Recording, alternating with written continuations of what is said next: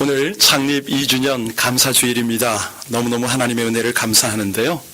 마치 우리 부활하신 주님께서 이 자리에 함께 하신다라는 느낌을 받습니다. 여러분, 질문 하나 하겠습니다. 부활하신 예수님께서 부활하시자마자 제자들에게 나타나셨죠? 그때 제자들에게 하신 첫 말씀이 뭐라고 그랬습니까?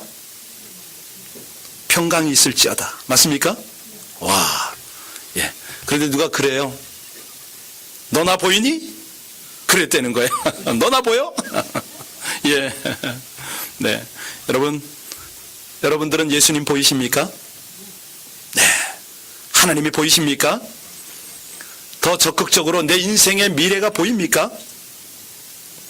오늘 본문은 한 소경이 사력을 다해서 예수님께 구하는 장면입니다. 다윗의 자손 예수여, 나를 불쌍히 여기소서.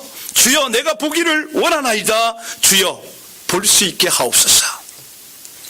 사실 우리 많은 인생들이요, 내가 본다, 나 눈 뜨고 있거든, 그렇게 생각하지만 못 보는 분들이 너무 많습니다. 삶에 있어서 자신밖에 보지 못하는 그런 사람들 너무너무 많습니다. 왜 그러냐면 에덴 동산의 선악과를 따먹은 그 인간의 후예들이 마음속에 죄가 들어와 버리니까 생명을 보질 못합니다. 생명의 빛도 보지 못하고 본다는 것이 다 가짜들만 봅니다. 예, 진정한 삶의 의미, 영적인 것, 이런 것을 보지 못합니다. 눈은 뜨고 있는데 어쩌면 그렇게 살아가는지 모르겠습니다. 자, 어떻게 하면 밝은 영안을 가질 것인가? 오늘 주제인데요. 오늘 이 소경을 보면서 우리가 볼 수 있는 방법, 이걸 찾아야 되지 않겠습니까? 여기 오늘 첫 번째, 밝은 영안을 가지는 방법 첫 번째가 뭐냐면 자기의 처한 상황을 바로 인식하는 것, 이것이 답입니다. 오늘 본문을 보면서요, 우리가 눈을 떠서 주님을 볼 수 있어야겠고, 더군다나 내 인생의 미래, 아니 영원한 세계까지 볼 수가 있다면 얼마나 좋겠어요. 본문을 가만히 보면 우리 예수님께서 본문에 감추어둔 메시지가 있어요. 그것이 뭐냐면 너의 처지를 좀 인식해라. 자신의 처지를 알려는 거죠. 오늘 병행 구절이 많습니다. 이 본문은 제 마가복음에도 있는데요, 마가복음에 가보게 되면 이 소경의 이름이 거기 등장합니다. 소경의 이름이 누구냐? 디모데의 아들이에요. 바디메오. 이름은 아버지의 이름을 썼는데 디메오의 아들 바디메오, 이 바자는 아들이라 소리입니다. 자, 이 바디메오가 어디 살았느냐? 여리고에 살았습니다. 여리고 잘 아시죠? 냄새라는, 향기라는 뜻인데요, 어떤 사람은 이 도시를 뭐라고 부르냐면 The City of Rose라고 부릅니다. 장미의 도시라고 할 정도로 꽃향기가 있었나 보죠. 이 여리고는요, 옛날부터 가나안 땅의 이 팔레스타인의 관문 도시라고 불려지는 그런 역할을 했습니다. 물론 이제 사막이 둘러싸 있지만 그 사막지대 안에 마치 오아시스처럼 비교적 수목이 우거져 있는 도시인데요, 여기에 향나무도 있고 뽕나무도 있고 장미나무도 있었습니다. 물론 종려나무가 우거졌겠죠. 이 성경에 보면 이 도시에서 예수님을 만나러 나무에 올라간 사람이 등장합니다. 어떤 나무에 누가 올라갔습니까? 예, 그렇죠. 삭개오, 나무 많은 도시, 냄새나는 도시에 거기 살았습니다. 여러분, 이 아름다운 도시에 살고 있으면서 그 향을 맡으면서 이것을 도무지 볼 수 없었던 소경, 아니 그것마저도 답답한데 더 한심스러운 건 뭐냐면 자기가 구걸을 하고 살았어요. 예수님 당시도 그러지만 이 고대 세계에서는 소경은 의뢰 거지가 될 수밖에 없었습니다. 왜? 자신의 삶을 헤쳐나갈 수 있는 그런 어떤 생존 능력이 없으니까, 뭐 가족들에게도 버림을 받으니까 자동적으로 거지가 될 수밖에 없었죠. 그런데 천만다행이 하나 있습니다. 뭐냐면 자신이 어떤 처지에 있었는가, 이것을 알았다는 거죠. 그러니까 이 사람이 예수 앞에 나와서 엎드리면서 요청을 합니다. 다윗의 자손이여 나를 불쌍히 여기소서 아주 외치는 거죠. 여러분, 이 본문을 보면서 잠시 우리의 삶을 한번 돌아볼 필요가 있는데요. 대부분의 사람들이, 믿음의 사람들이 예수 앞에 나온다고 하지만은 못 나오는 이유가 있습니다. 왜 그럴까요? 이 예수님 앞에 자신의 비참함, 아니 존재의 비참함을 인식하지 못하면 진정으로 못 나옵니다. 껍질만 나오는 거죠. 예수가 구원이시다. 이것이 굿뉴스고 복음이다. 이 메시지가 복음으로 굿뉴스로 나에게 와야 되는데, 이게 실감이 돼야 되는데 감격적으로 나오지 못하는 이유가 있어요. 뭐냐면 나는 죄인입니다. 구원이 필요한 죄인입니다. 이것을 깨닫지 못하고 인식이 안 되면 그때부터는 굿뉴스가 나에게는 더 이상 뉴스가 아닙니다. 여러분, 우리 자신의 모습도 한번 돌아봐야 되는데요. 내 삶의 처지를 똑바로 봐야 됩니다. 내가 불쌍한 처지가 정말 예수님 발 앞에 엎드리지 않으면 안 된다, 이런 하나님 나를 불쌍히 여기소서, 이런 마음이 없으면, 이런 영적 인식이 없으면 영안을 열어야 되는 첫 번째 스텝입니다. 나를 제대로 느껴라, 내 처한 상황을 인식하라. 이것이 밝은 영안을 갖는 첫 번째 스텝이라고 그랬습니다. 두 번째, 그럼 어떻게 하면 눈을 뜨고 밝은 영안으로 볼 수 있느냐? 여기에 이 바디메오가 선택을 참 잘합니다. 무엇을 선택했습니까? 치유자를 선택했어요. 치유자인 예수를 선택을 했습니다. 여러분, 하나 질문하겠습니다. 환경을 여러분이 선택하실 수 있습니까? 없지요. 그러면 환경을 대하는 태도는 내가 선택할 수 있습니까? 있지요. 이 차이를 잘 생각하십시오. 일은 내가 선택할 수 없지만 태도는 내가 선택할 수가 있습니다. 내가 절망을 선택할 수도 있고 희망을 선택할 수도 있겠죠. 그죠? 내가 두려움을 선택할 수 있을 거예요. 그러나 용기도 선택할 수 있습니다. 오늘 37절로 38절을 다시 한번 가만히 읽어보실까요? 우리의 말씀 속으로 들어가겠습니다. 우리 37절로 38절 다 같이 읽겠습니다. 시작.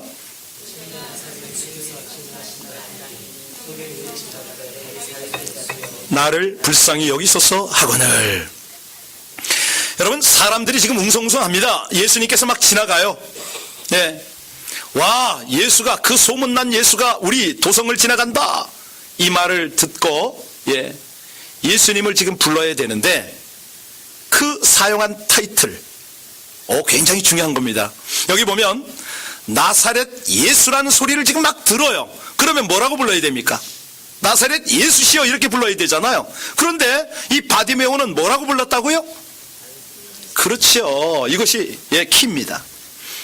아니, 마치 뭔가 아는 것처럼 다윗의 자손 예수여, 누구에게 배운 것처럼 그렇게 지금 말을 하고 있습니다.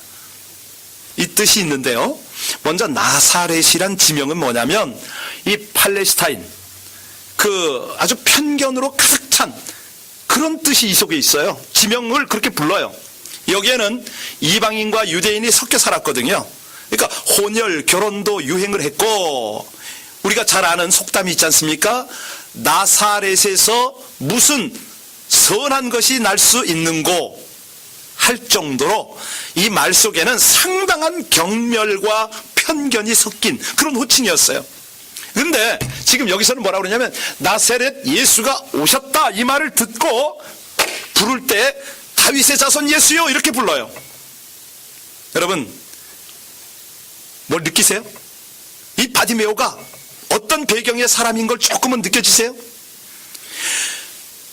예수는 다윗의 후손으로 오셔야 되잖아요. 그래야 인류의 메시아가 되는데, 구원주가 되고 사람의 운명을 바꿔놓고 또 우리의 미래를 주시는 그런 분인데, 이 소경은 아마도 예수님을 그렇게 인식할 수 있을 만큼 성경에 대한 어떤 지식이 있었다, 이렇게 가정해 볼 수밖에 없습니다.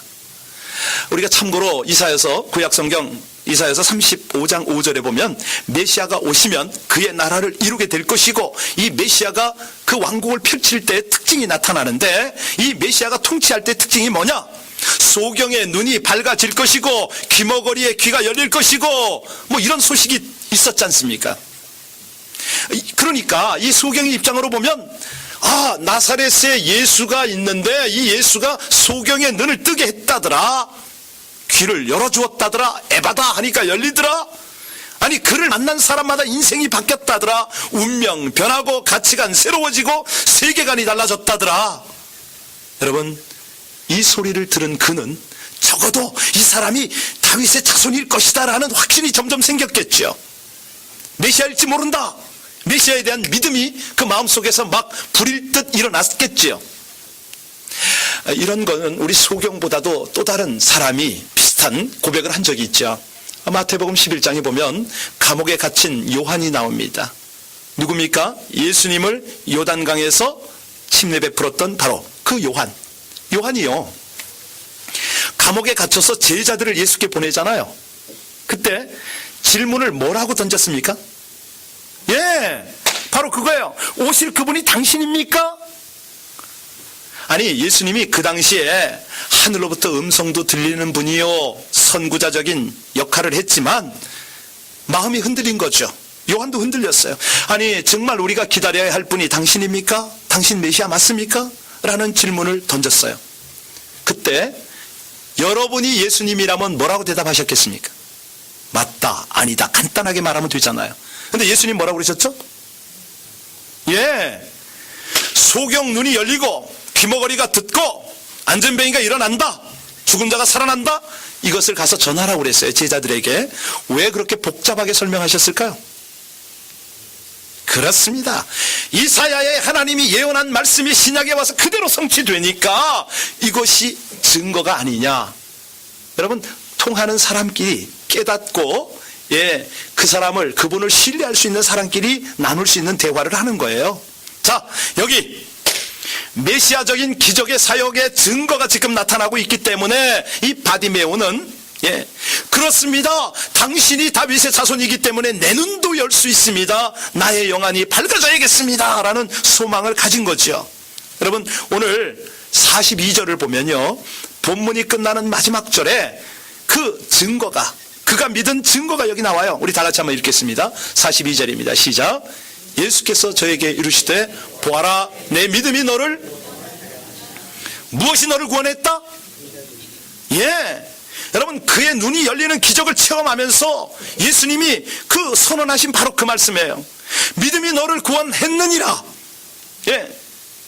여러분, 예수를 메시아로 하나님이 기름 부어서 보내주신 분, 나를 고치시고 내 육체도 고치시고 내 마음도 고치시고 내 영혼을 변화시켜 주실 수 있는 분, 내 삶을 통치하실 수 있는 그분이 내 삶의 희망이요, 내 구원이요, 내 미래입니다. 이 고백을 했을 때 이 기적의 주인공이 된 것입니다. 사랑하는 여러분, 이 말씀은 우리가 아무리 어렵고 힘들어도 주님 바라보면 주님께서 소망이 되신다는 말씀이므로 믿으시길 바랍니다. 주님 선택하면 열리게 될 줄로 믿습니다. 주님 선택하면 살아나게 될 줄로 믿습니다. 슬픔이 바뀌어서 찬양이 될 줄로 믿습니다. 눈물이 변해서 감사가 될 줄로 믿습니다. 한숨이 변해서 찬양과 기도가 되는 그 역사가 일어날 줄로 믿으시기 바랍니다. 그런데 왜 우리가 이렇게 신앙생활을 오래 하는데, 교회를 나오는데 내 인생이 바뀌지 않습니까? 이 질문이 필요하죠. 나는 왜 이렇습니까? 여러분, 중요한 것은 이 메시아를 신뢰하는 것입니다. 예수님만이 나를 바꿀 수 있다. 나도 나를 바꿀 수가 없습니다. 내 부모가 바꿉니까? 내 남편, 내 아내가 바꿉니까? 부모가 안 돼요, 그것은. 그러니 오늘 본문 속으로 깊이 들어가서 내 문제를 안고 예수님 앞에 엎드리는 자세가 얼마나 중요한지 모릅니다. 주여, 나를 불쌍히 여기소서. 내가 하나님밖에 믿을 수가 없습니다. 왜냐하면 당신이 나의 구세주요, 당신이 나의 치유자가 되시기 때문입니다. 그럴 때 이 주님께서 여러분을 치유하시고 변화시키고 소망 가운데 살아게 하실 줄로 믿습니다. 이것이 바로 영적 눈을 뜨는 두 번째 스텝이었습니다. 자, 세 번째 보겠습니다. 영의 눈을 떠서 예수님을 보고 내 인생이 바뀌려면 세 번째는 뭐냐면 장애를 극복해야 됩니다. 인내로 극복을 해야 돼요. 여기 보면 여러분, 우리가 믿음 생활하는데 자꾸 약해집니다. 믿음입니까? 더 이상 믿음이라고 할 수 없어요. 가령 쇠를 불에 달궜습니다. 그러면 내리치면 내리칠수록 어떻게 됩니까? 쇠가 강해지죠. 믿음의 사람은 핍박을 당하고 어려움을 당하면 당할수록 어떻게 돼요? 그렇죠. 믿음이 강해지는 것이죠. 네. 우리 구도자들이, 우리는 이제 참 진리를 찾는 구도자들 아닙니까? 자, 구도할 때에 장애물이 있습니다. 우리가 기도할 때에, 응답을 받을 때에 기도조차도 장애물이 될 수가 있어요. 여러분, 이 장애를 극복하려면 뭐가 필요하다고 그랬습니까? 인내심이 필요하다고 그랬습니다. 포기하지 않는 인내심이 필요합니다. 여기 본문에 나오는 소경 바디메오는 단번에 부르짖어서 기도 응답을 받았습니까? 그가 예수님을 만나자마자 눈을 떴습니까? 아니에요. 본문 상황 38절을 가만히 보세요. 나사렛 38절. 네. 오케이. 소경이 외쳐 가로되 다윗의 자손이여 나를 불쌍히 여기소서 하거늘 39절에 보니까 앞서가는 자들이 어떻게 했다고요? 장애물이 나타났다는 거 아니에요? 너 좀 조용히 해.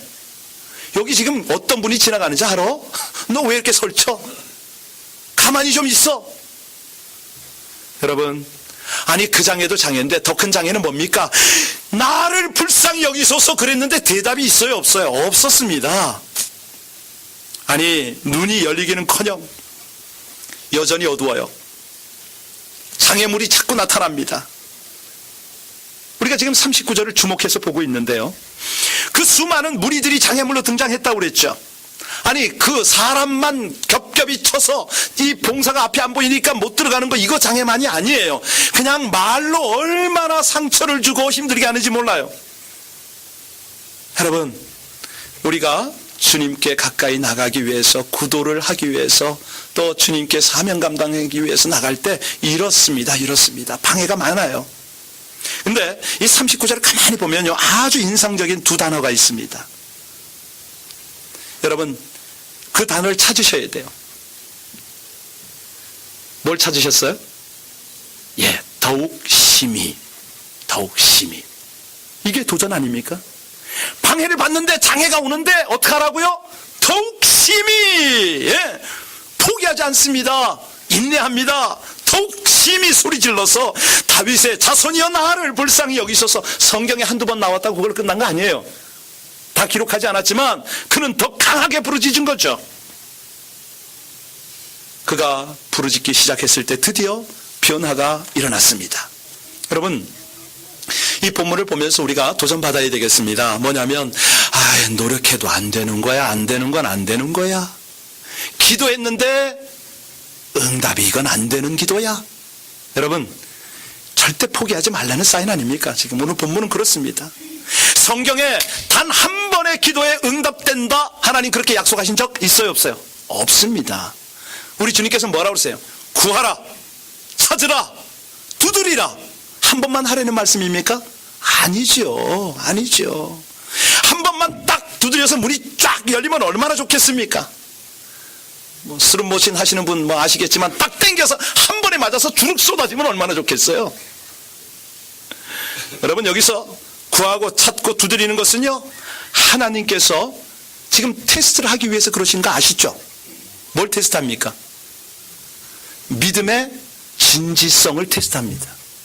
정말로 하나님 믿어? 정말로 안에 신앙이 있어? 하나님이 이거를 찾으시려고, 이걸 보시려고 지금 여기서 구하라는 거죠. 찾으라는 것이죠. 여러분, 오늘 여기 바디메오는 장애 요인이 발생했지만 물러서지 않았다고 그랬죠. 그가 왜 안 물러섰습니까? 주님은 나를 도우실 것이다, 그분은 반드시 나를 만나실 것이다, 확신이 있었기 때문에요. 이걸 보고 주님은 뭐라고 그랬습니까? 믿음이라고 그랬습니다. 믿음. 네. 그에게는 지금 아무리 기도해도 상황이 변화지지 않아요. 달라지지 않아요. 그런데도 불구하고 내 목소리는 저분이 들을 거야. 이 방해물들은 다 없어질 거야. 저분은 반드시 나를 돌아볼 거야. 저분이 날 고칠 거야. 여러분, 우리 주변에 이렇게 기도해서 응답받는 분을 많이 보잖아요. 그죠? 눈물로 그냥 매달려 버리는 거예요. 하나님은 반드시 나를 불쌍히 여길 거야. 여러분, 계속 주 앞에 엎드리시길 바랍니다. 그러면 주님께서는요, 우리 기도도 조정하시고 반드시 하나님의 길로 우리를 이끌어 가실 것입니다. 단 한 번의 기도에 하나님이 응답하지 않으셔도, 상황이 달라지지 않아도 엎드려서 계속 기도하면 마침내 장애물은 극복되고 빛이 보이고 삶도 달라지는 밝은 영안을 가지게 되실 줄로 믿습니다. 네, 주님이 나를 불쌍히 여기시면, 여러분 여기 보면요, 이 사람을 향한 예수님의 반응이 기가 막혀요. 예수님이 오늘 두 가지로 반응하셔요. 첫 번째는 40절 한번 보겠습니다. 같이 읽겠습니다. 40절 시작. 예수께서 머물러 서서 명하여 데려오라 하셨더니 저가 가까이 오매 물어 가라사대. 머물러 서셨다.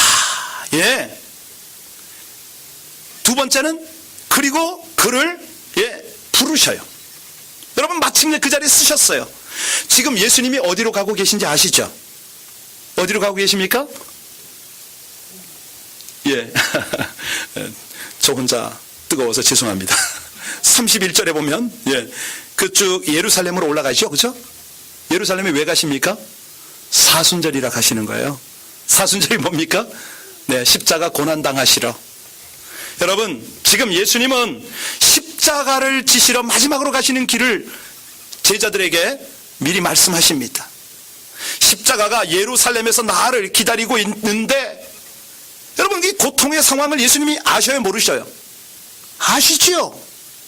확실하게 분명히 알고 있던 분이에요.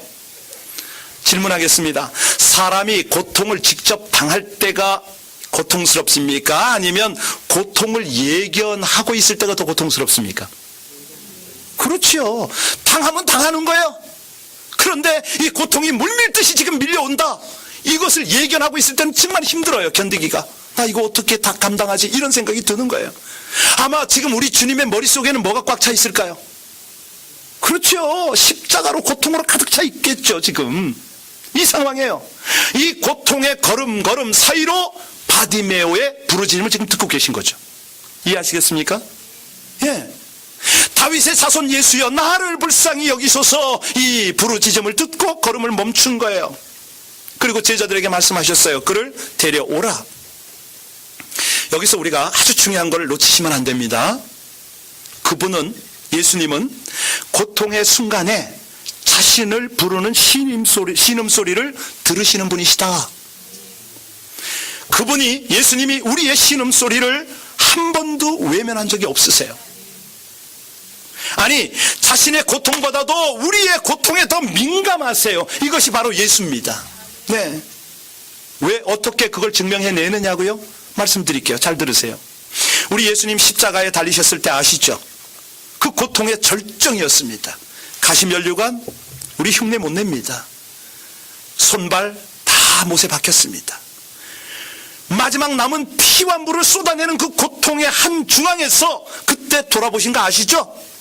여러분, 사람이 아주 고통스러우면요, 고통스럽다밖에 생각할 수가 없어요. 다른 것을 생각할 겨를이 없어요. 아프다, 고통스럽다. 그런데 고통의 그 절정에서 옆에 매달린 강도의 소리를 들으신 분이 누구다? 그렇죠. 당신의 나라가, 메시아의 나라가 임할 때 저를 기억해 주시겠습니까? 예수님이 그 소리를 들으세요. 그 엄청난 고통의 절정 속에서 뭐라고 말씀하십니까? 네가 오늘 나와 함께 낙원에 있으리라. 염려하지 말아라. 위로와 소망을 주시잖아요. 이 예수님이 여러분의 탄식 소리를 듣고 계심을 믿으시기 바랍니다. 당신의 어린 양이라고 우리를 말하셨는데, 어린 양이 아파서 신음을 내는데 왜 안 들으시겠어요? 그를 불러오라. 그러고 말씀하시죠. 네가 무엇을 원하느냐? 오늘 바디메오에게 물으시잖아요. 41절 넘어가서 41절 넘겨주시면, 네가 무엇을 원하느냐? 여러분, 한번 생각해 보세요. 오늘 예수님이 여러분에게 네가 무엇을 원하느냐? 여러분 뭘 원하시겠어요? 지금 바디메오가 필요한 게 뭘까요? 필요한 거 많겠죠. 그렇게 바닥 인생 살아왔으니까, 길거리에서 구걸했으니까 당장 필요한 게 뭘까요? 돈이지요. 집이지요. 명예를 회복하는 것이지요. 여러분, 이 네가 무엇을 하여 주기를 원하느냐, 이 절실한 타이밍에 그가 구한 것이 뭐였습니까? 그렇죠. 보기를 원하나이다. 여러분, 이건 참 굉장히 우리를 향한 도전이 강력한 도전입니다. 그렇죠? 여러분과 저는 뭘 구할까요? 우리 여기 청년들은 뭘 구할까요? 하나님, 지혜를 주세요. 돈을 주세요. 뭐 구할 수가 있어요. 그렇죠? 그런데 바디메오는 뭐라고 그랬습니까? 눈을 뜨고 싶습니다. 세상을 보고 싶습니다. 주님을 보고 싶습니다. 하나님이 주시는 비전을 보아야겠습니다. 아니, 바디메오가 그 소리 안 했다고요? 한 증거를 보여드릴까요? 43절 한번 보겠습니다. 43절 같이 읽겠습니다. 여기 보면 하나님의 비전을 보여주세요. 시작. 곧 보게 되어 하나님께 영광을 돌리며 예수를 쫓으니 백성이 다 이를 보고 할렐루야. 그렇죠. 예, 다릅니다. 바디메오는 육신의 눈을 열어주는 하나님을 향해서 영적 눈이 열리기를 그는 고대했다는 것이죠. 기대했다는 것이죠. 예. 지금 우리가 구원의 체험을 하고 삽니다. 그런데 이 체험이 지속적으로 좀 이렇게 연결이 좀 됐으면 좋잖아요. 그렇죠? 그러면 우리의 이 육신의 눈의 꺼풀이 벗겨지고 영적인 눈의 꺼풀이 벗겨져서 정말 하늘의 비전을 향해서 흔들림 없이 나갈 텐데 이게 잘 안 돼요. 자, 도대체 그게 무슨 소리냐? 여러분, 예수 핍박하기 위해서 다마스커스로 가던 사울 아시죠? 그가 정오의 태양 속에, 그 태양빛 속에 음성을 듣고 쓰러집니다. 아니, 정오의 태양빛보다 더 밝은 빛이 어디 있습니까? 그런데 빛 가운데 또 쓰러집니다. 음성을 듣습니다. 사울아, 사울아, 어찌하여 네가 나를 핍박하느냐? 누구십니까? 나는 네가 핍박하는 예수라. 그 순간 무슨 일이 벌어졌어요? 예수를 만나잖아요.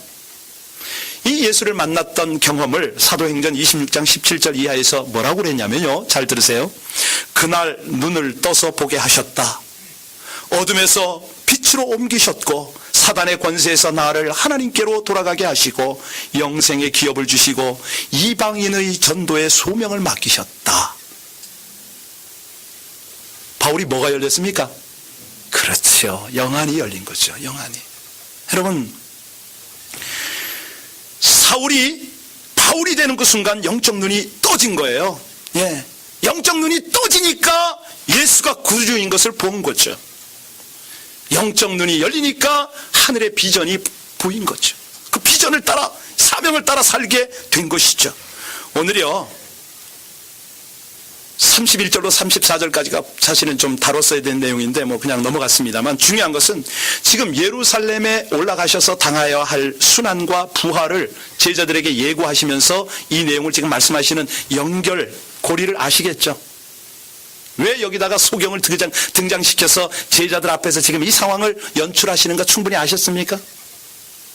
예, 바로 오늘 우리에게도 똑같은 메시지를 던지는 겁니다. 결론을 낼 텐데 잘 들으셔야 합니다. 오늘 바디메오는 누구를 보게 만들었습니까? 그 옆에 있는 많은 사람들을 보게 만들었죠. 제자들을 보게 만들었어요. 뭘 보게 만들었어요? 그렇죠. 영적 눈이 열리도록 만든 거죠. 바디메오는 예수님이 자기를 보도록 만든 거예요. 지금 할렐루야. 얼마나 기가 막힌 사역을 해냈습니까? 아니, 오늘 이 자리에 있는 저와 우리 모두를 영적 영안을 열게 해달라는 도전을 지금 주고 있지 않습니까? 예, 바로 이런 거예요. 예수님까지도 자기에게 집중을 시키고 제자들의 영적 눈을 열게 한 바디메오, 소경. 그가 어떻게 소경입니까? 더 이상 소경이 아니죠. 이미 눈이 떠졌죠. 육신의 눈만? 아니요, 영적인 눈이 다 열렸죠. 자, 오늘 저와 여러분에게 하나님이 말씀하십니다. 핍박당하고 어려움 당하는가? 그때일수록 더 강해져야 하는 것이 있다. 믿음이다. 믿음이 있다면 주변에 사람들이 뭐라고 하든지, 어떤 방해 세력이 있든지, 심지어는 핍박을 당해도 부르짖을 용기를 선택할 것이다. 그때 부르짖으라. 영안이 밝아지도록 다윗의 자손 예수여 보게 하소서. 이렇게 부르짖어라. 그러면 네 삶이 보여질 것이다. 너의 미래가 보여지기 시작할 것이다. 자신뿐만 아니라 이웃의 눈도 열리도록 주여 우리가 보기를 원하나이다 라고 부르짖으라. 하나님께서 말씀하십니다. 우리 2주년에 하나님 우리가 무엇을 보아야 하나이까, 이 기도로 하나님을 기쁘시게 하고 그 길을 힘차게 따라 나가는 저와 여러분들 되시기를 주의 이름으로 축원합니다. 함께 기도하겠습니다.